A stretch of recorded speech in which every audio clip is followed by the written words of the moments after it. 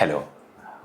Plastic surgery O P ഡിസിലും പിന്നെ അതുപോലെ എമർജൻസീസ് ആയിട്ട് പ്ലാസ്റ്റിക് സർജറിയിൽ വരുന്ന വളരെ കോമൺ കേസാണ് വിരലുകൾ അറ്റുപോകുന്നതും വിരലുകൾ ക്രഷായി വരുന്ന പേഷ്യൻസ്.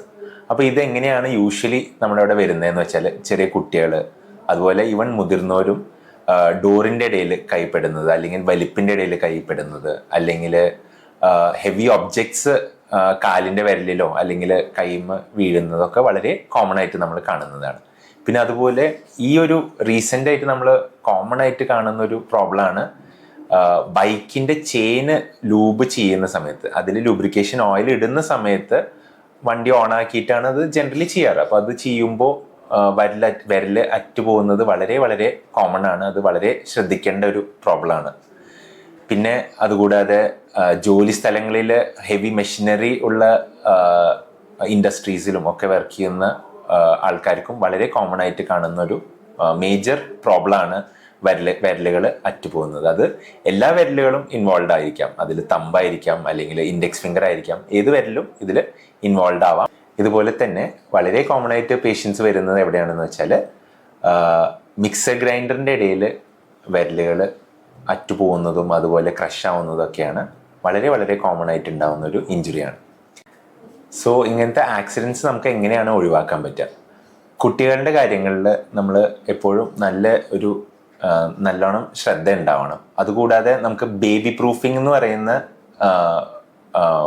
പ്രൊഡക്ട്സ് ഒക്കെ വാങ്ങിച്ച് ഡോർ സ്റ്റോപ്പേഴ്സും അതുപോലെ വലിപ്പിനൊക്കെ സ്റ്റോപ്പേഴ്സൊക്കെ അപ്ലൈ ചെയ്യുന്നത് വളരെ യൂസ്ഫുൾ ആയിരിക്കും.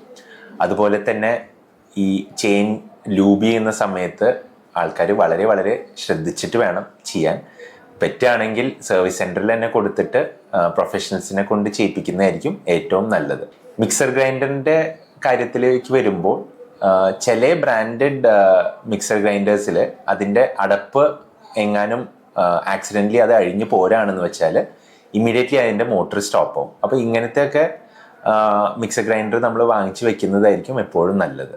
ഇനി അഥവാ വിരലുകൾ അറ്റുപോകാണ് അല്ലെങ്കിൽ വിരല് ക്രഷായി എന്നുള്ള സിറ്റുവേഷൻ ആണെന്ന് വെച്ചാൽ അറ്റുപോയ ഭാഗം നമ്മൾ ഇമ്മീഡിയറ്റ്ലി ഒരു പ്ലാസ്റ്റിക് കവറിൻ്റെ ഉള്ളിൽ സ്റ്റോർ ചെയ്ത് അത് ഈ പറഞ്ഞ പ്ലാസ്റ്റിക് കവർ വേറൊരു പ്ലാസ്റ്റിക് കവറിൻ്റെ ഉള്ളിൽ ഐസൊക്കെ ഇട്ടിട്ട് വെച്ചിട്ട് വേണം നിങ്ങൾ ഇമ്മീഡിയറ്റ്ലി ഒരു പ്ലാസ്റ്റിക് സർജറി അല്ലെങ്കിൽ പ്ലാസ്റ്റിക് സർജൻ ഉള്ള ഒരു സെൻറ്ററിലേക്ക് നിങ്ങൾ ഇമ്മീഡിയറ്റ്ലി പോകുകയാണെങ്കിൽ അറ്റുപോയ ഭാഗം നമുക്ക് തിരിച്ച് റീപ്ലാന്റ് ചെയ്യാനുള്ള ഒരു ഓപ്ഷൻ എപ്പോഴും ഉണ്ട്. ഇനി കട്ടായ ഭാഗം കംപ്ലീറ്റ് ആയിട്ട് വിരലിൽ നിന്ന് പോയിട്ടില്ല, ചെറിയ കണക്ഷൻസ് ഇപ്പോഴും ബാക്കി ഉണ്ടെന്നുള്ള സിറ്റുവേഷൻ ആണെങ്കിൽ നിങ്ങൾ ഇമ്മീഡിയറ്റ്ലി ഒരു ചെറിയൊരു ഡ്രസ്സിങ് വെച്ചിട്ട് അല്ലെങ്കിൽ ഒരു നല്ലൊരു കോട്ടൻ്റെ ഒരു തുണി വെച്ചിട്ട് ജസ്റ്റ് ഒന്ന് കവർ ചെയ്തിട്ട് ഇമ്മീഡിയറ്റ്ലി അടുത്തുള്ള ഒരു നല്ലൊരു സെൻറ്ററിലേക്ക് നിങ്ങൾക്ക് പോകാൻ പറ്റുകയാണെങ്കിൽ അതൊക്കെ നമുക്ക് തിരിച്ച് റീപ്ലാന്റോ അല്ലെങ്കിൽ റീവാസ്കുലറൈസ് ചെയ്യാനുള്ള ഓപ്ഷൻസ് എപ്പോഴും നമുക്ക്